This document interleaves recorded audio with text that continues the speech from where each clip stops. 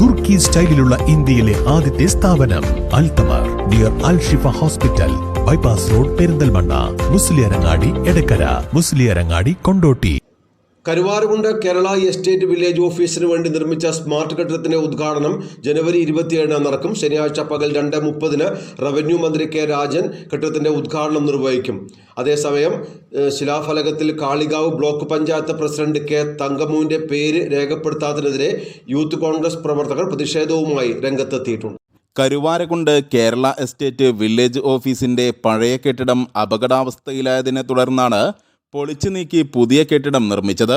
50 ലക്ഷം രൂപ ചെലവിൽ 2 വർഷം സമയമെടുത്താണ് സ്മാർട്ട് സൗകര്യങ്ങളോടെയുള്ള പുതിയ കെട്ടിടത്തിന്റെ പ്രവൃത്തി പൂർത്തീകരിച്ചത്. ശനിയാഴ്ച ഉച്ചയ്ക്ക് 2:30 റവന്യൂ മന്ത്രി കെ രാജൻ കെട്ടിടം ഉദ്ഘാടനം ചെയ്യും.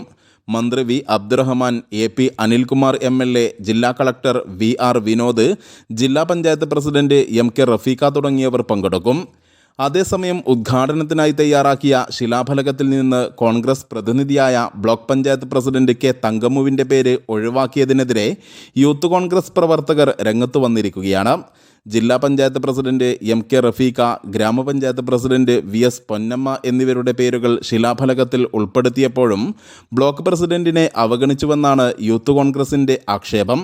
പേര് ഉൾപ്പെടുത്താൻ തയ്യാറായില്ലെങ്കിൽ മന്ത്രിമാർ എത്തുന്ന സമയത്ത് ശക്തമായ പ്രതിഷേധ പരിപാടികളുമായി രംഗത്ത് വരുമെന്നും പ്രവർത്തകർ പറഞ്ഞു.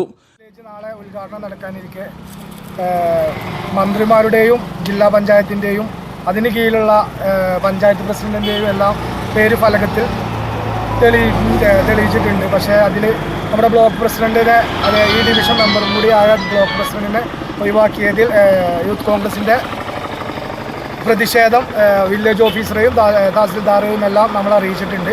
അപ്പോൾ നാളെ ഉദ്ഘാടന ദിവസം ആ ഫലകത്തുമ്മേ ബ്ലോക്ക് പ്രസിഡന്റിൻ്റെ പേര് പരാമർശിച്ചിട്ടില്ലെങ്കിൽ ശക്തമായ പ്രതിഷേധവുമായിട്ട് യൂത്ത് കോൺഗ്രസ് വില്ലേജ് ഓഫീസറിൻ്റെ പരിസരത്ത് നാളെ ഉണ്ടാവുമെന്ന് ശക്തമായി അറിയിക്കും. മണ്ഡലം പ്രസിഡന്റ് ഫവാസ് കേരള, നിയോജക മണ്ഡലം ഭാരവാഹികളായ Mujeeb Chulliyode, K Asif, T Shaiju, Vaisakhan, P Sajinu, Abdurazak എന്നിവർ പങ്കെടുത്തു. News bureau, Karuvarakundu.